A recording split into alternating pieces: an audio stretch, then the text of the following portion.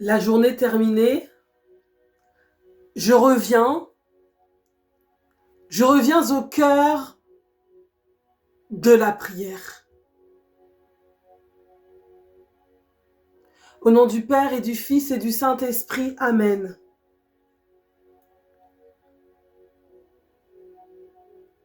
Je viens à la fin de cette journée, au début de cette nuit, alors que les ténèbres ont enveloppé la terre. Me voici, Seigneur.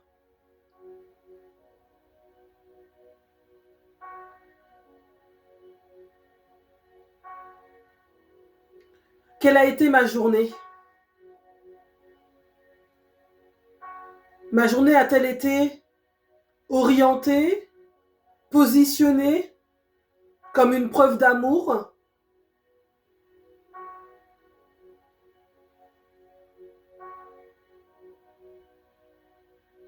Est-ce que j'ai pris du temps? Est-ce que j'ai pris le temps de prendre le temps?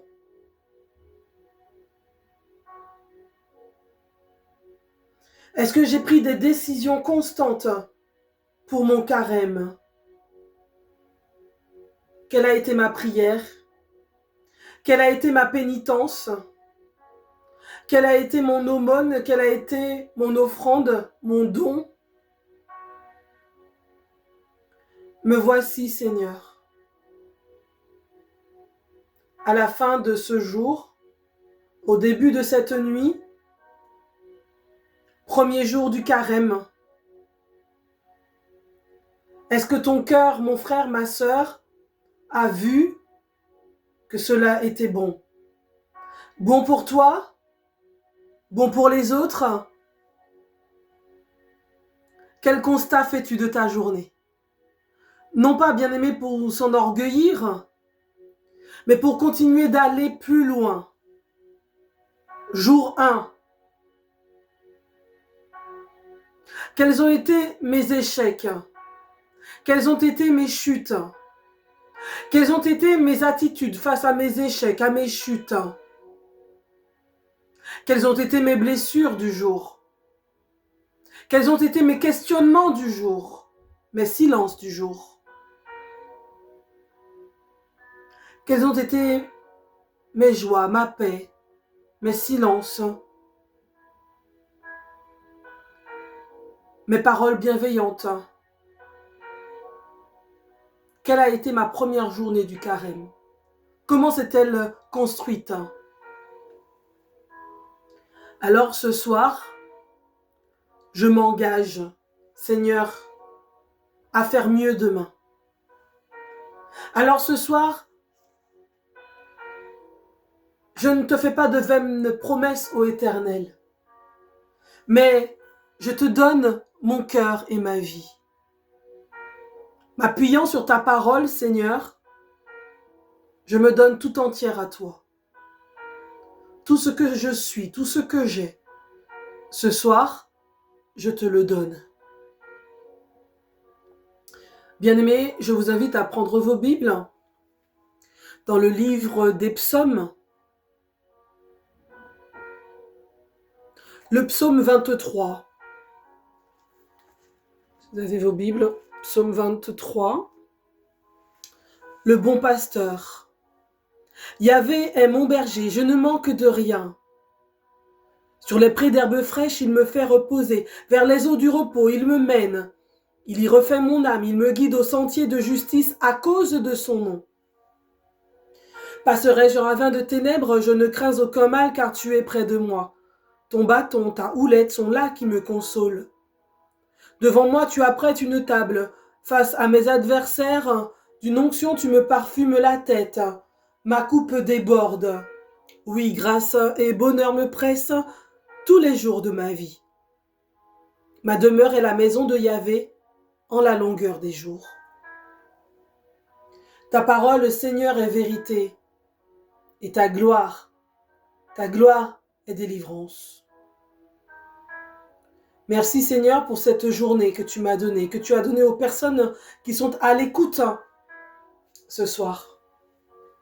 Merci pour ce premier jour de carême. Merci pour cette première nuit de carême. Donne-nous un sommeil et un repos réparateur dans la prière.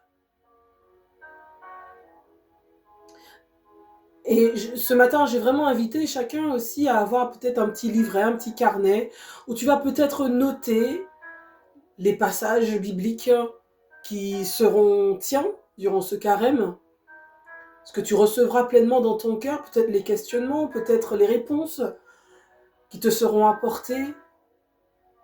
Voilà, ton avancée durant ce carême. Que tout soit donné et offert à la plus grande gloire de Dieu.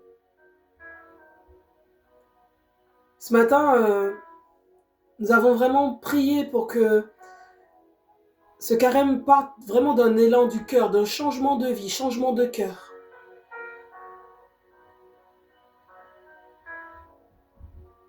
Que Dieu nous prenne en grâce, qu'il nous bénisse.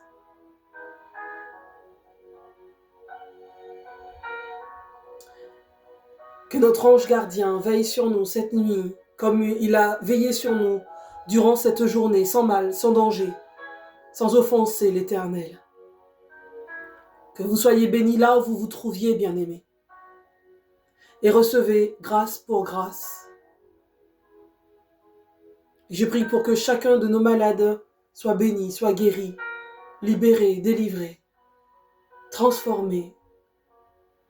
Que nos prières montent vers Dieu comme un parfum d'agréable odeur. Que nous ne soyons plus concentrés sur nous-mêmes, mais concentrés et centrés sur le Christ.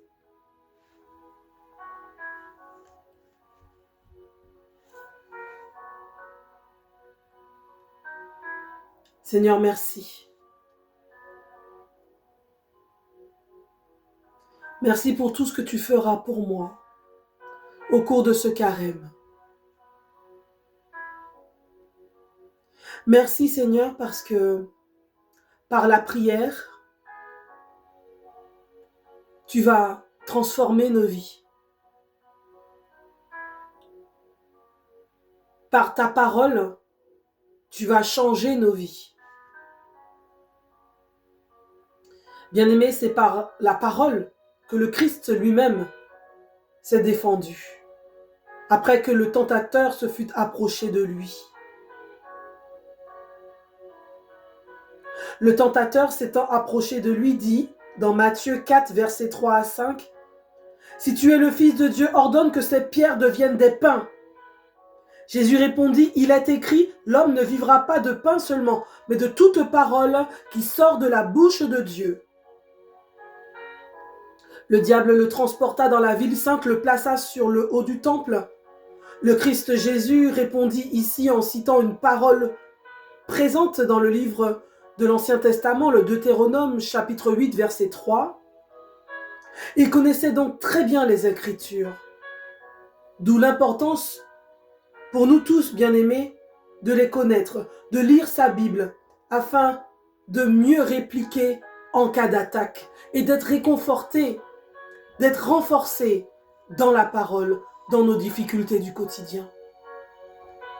C'est parce que nous sommes souvent éloignés de la parole que nous nous laissons aller au découragement, à la défaite, à la tristesse. Jésus a donné sa vie pour toi. Jésus, dans le Père éternel, t'a aimé le premier. Et cette image de la mère à l'enfant, cette icône de Marie, veut nous rappeler aussi la tendresse de Dieu pour nous, qui nous prend dans ses bras et qui nous accompagne et qui jamais, jamais, jamais ne pourra nous abandonner. Durant ce carême, confie ton cœur et ta vie au Seigneur. Tu ne seras pas déçu. Tu ne seras pas déçu. Car pour toi, il a donné ordre à ses anges de te garder, afin que ton pied ne heurte pas la pierre. Tu es béni de Dieu, tu es choisi de Dieu. Tu vis de grandes difficultés, de grandes souffrances. Tu peines. Mais Jésus, lui, a peiné sur la croix. Il a souffert sur la croix. Il est mort pour toi. Il est ressuscité pour toi. alors que durant ce carême, nous puissions ensemble avancer. Et je crois fermement toutes les vérités que l'Éternel nous révèle. Et c'est pour cela que je te dis, mon frère, ma sœur, tu ne seras pas abandonné. Tu ne seras pas délaissé. Tu ne seras pas oublié. Le Seigneur a gravé sur les paumes de ses mains ton nom. N'aie pas peur. Nous sommes ensemble. Amen. N'ayez pas peur, nous sommes ensemble. Au nom du Père et du Fils et du Saint-Esprit consolateur. Amen.